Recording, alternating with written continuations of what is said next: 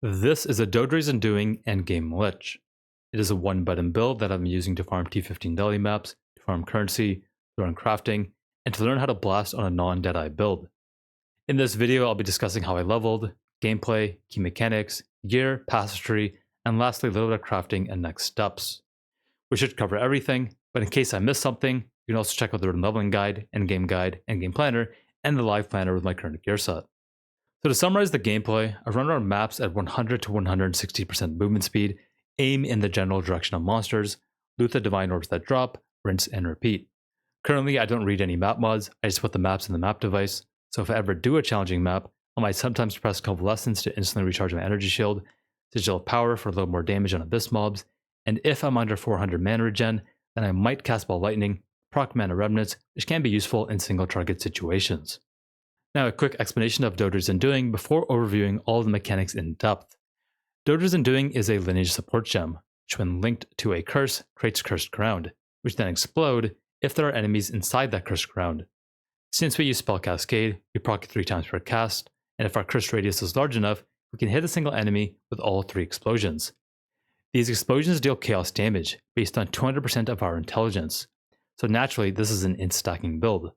For more damage scaling, we stack Mana and Archmage for a large source of percent damage as extra lightning damage, and we also stack Spirit, which when combined with Thread of Light provides a large amount of increased spell damage.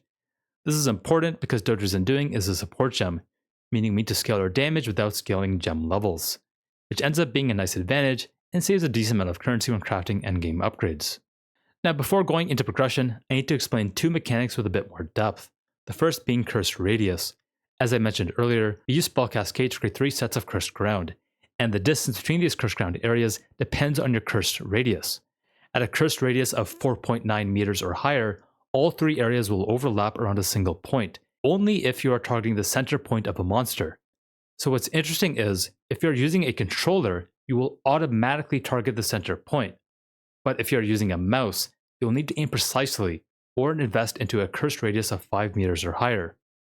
To scale your cursed radius, you'll want a level 20 to spare, and you'll want to invest into increased area of effective curses, which at low levels we'll get from passive free nodes such as Zone of Control.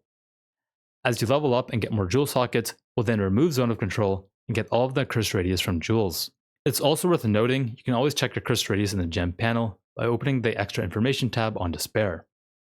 The second key mechanic is faster curse activation.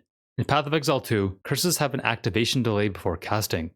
Faster curse activation reduces this delay, however there is one catch.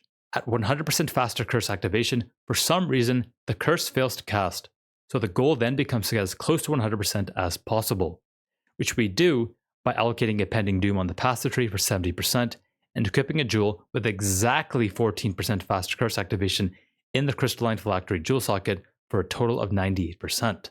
So to summarize, 4.9 meters curse radius or higher, and 98% faster curse activation are the 2 important breakpoints to keep in mind. With the key mechanics out of the way, let's get into progression. So I leveled this build with Essence Drain on a fresh start budget, played the campaign, and used whatever gear I found till approximately level 80, where I then switched to Doedre's Undoing and started farming 6 mod T15s. At this point I had approximately 600 int, which was enough, and the overall cost was maybe 20 exils per slot at most, if not cheaper. Off memory, the only expensive item was the Scepter, which I believe I bought blue for 1-2 divines, and then crafted it myself to this point.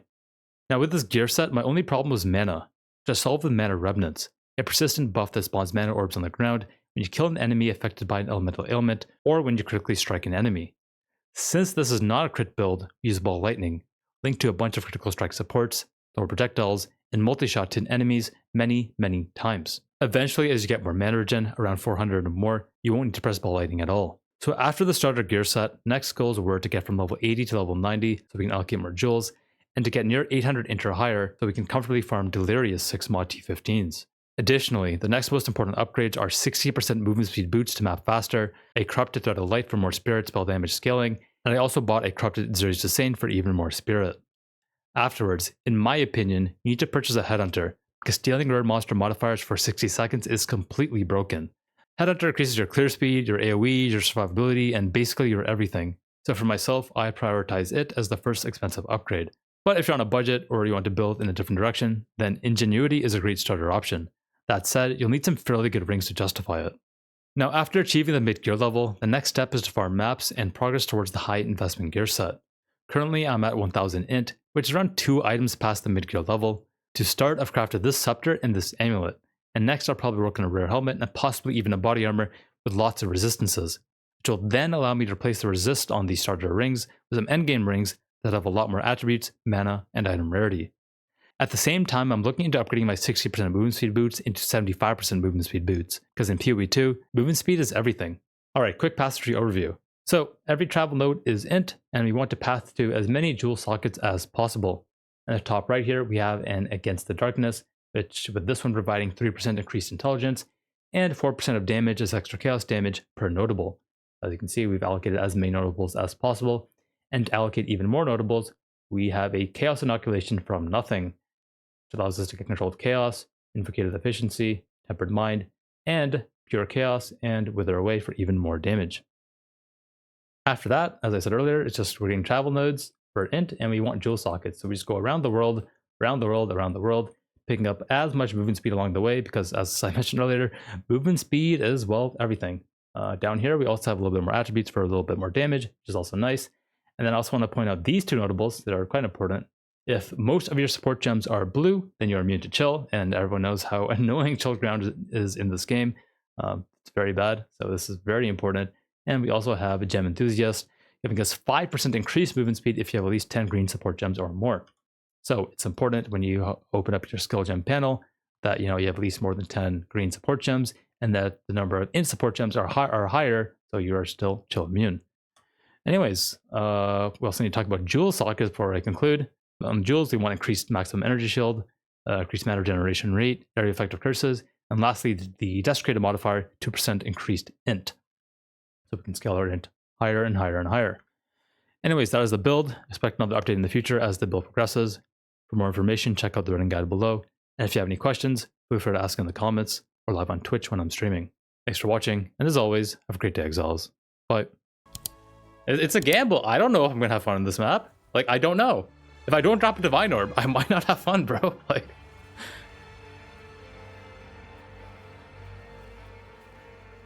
I will put you down.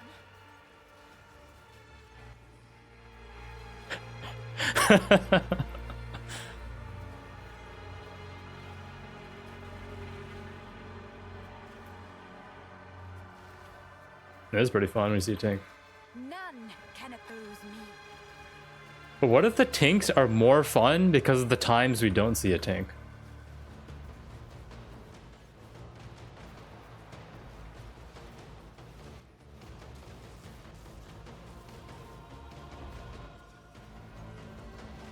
Something like that.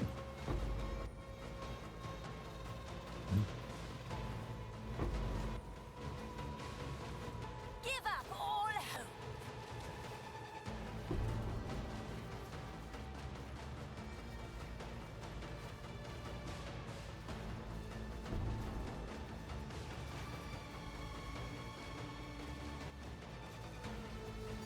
Tank. A gift from fate.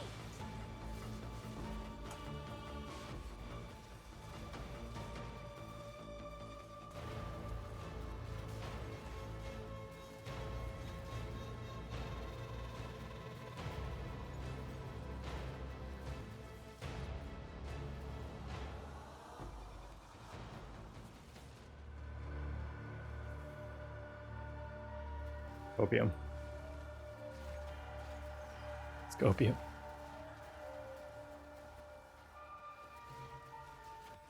Yeah, but it's not even 3 tanks though. You know what I mean? It's never enough.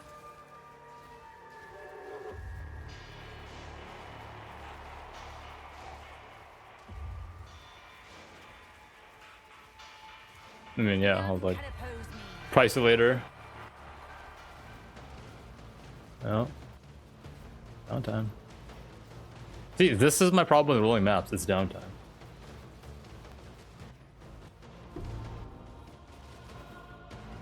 No, it's called be rich, don't be poor, and pay for rolled maps. Door to tank. Yo, another divine. Nice. See? You just gotta be rich. What? That's crazy.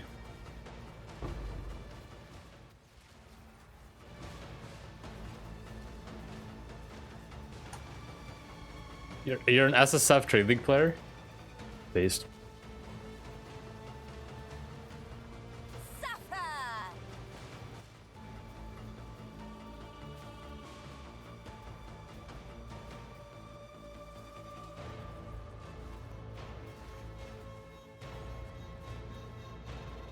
Do you ever just like pick up transmutes and augments, roll your maps?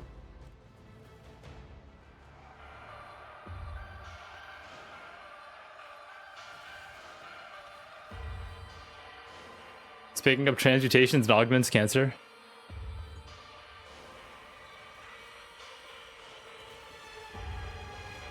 Waste of my time!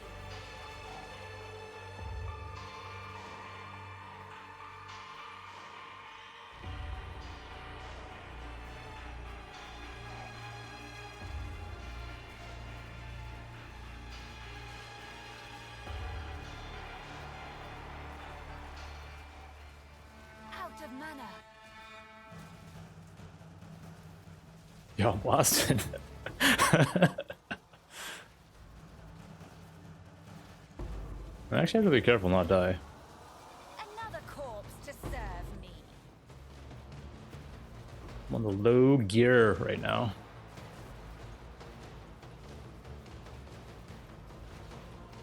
Out of mana.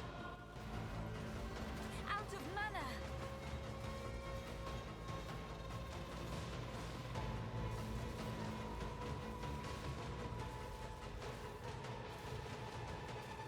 More mana. Alright.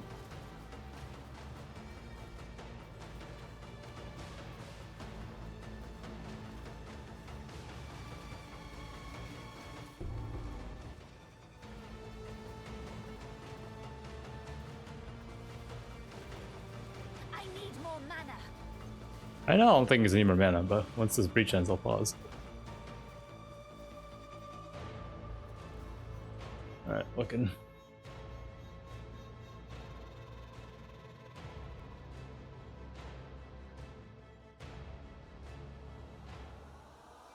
$63,000 alterations, 43,000 augmentations.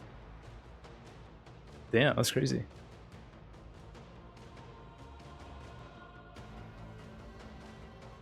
I wonder how many I've picked up. Oh. Suffer!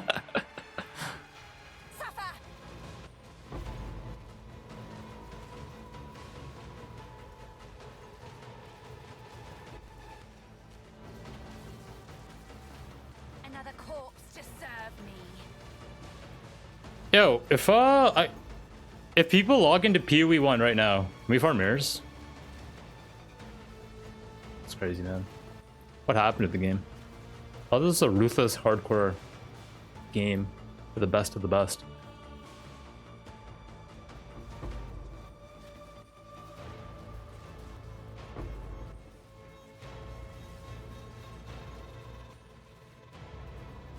Back in the day, you actually work all crazy if you said you're gonna farm for a mirror. I was like, good luck. It was actually good luck. Yeah, exactly. That was the comment.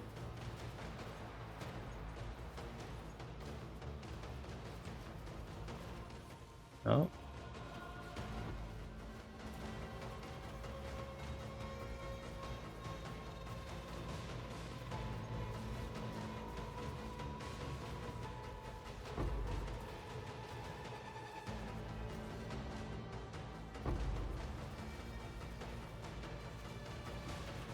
Sure. That's what someone who looted 64,000 alterations would say. Out of mana.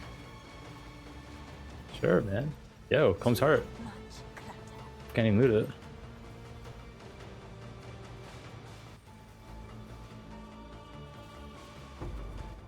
I need more mana.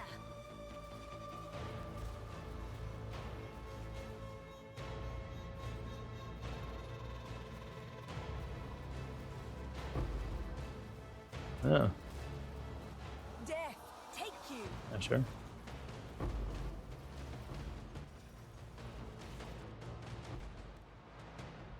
All right, inventory, map mods.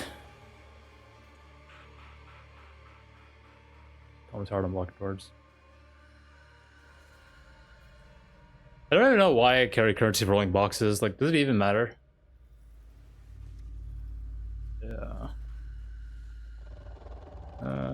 Maybe you did. Because it's like PoE1 habits, okay? Like, you know what I mean? Okay, stop. My filter is called Gumball Farmer, okay? I am a Gumball Farmer. Let me... Yo, the shield's worth 1 divine. That was 3 divines on that map, bro. Okay, I'll carry Vol Orbs or Essences. All of that. Yeah, it's faster to click a Vol Orb than it is to...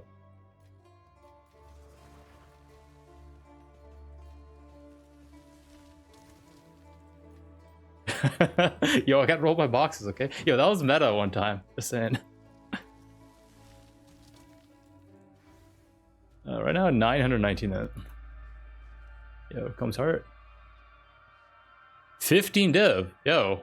Wait, he actually made like almost 20 div that map. That's crazy. You just play the game and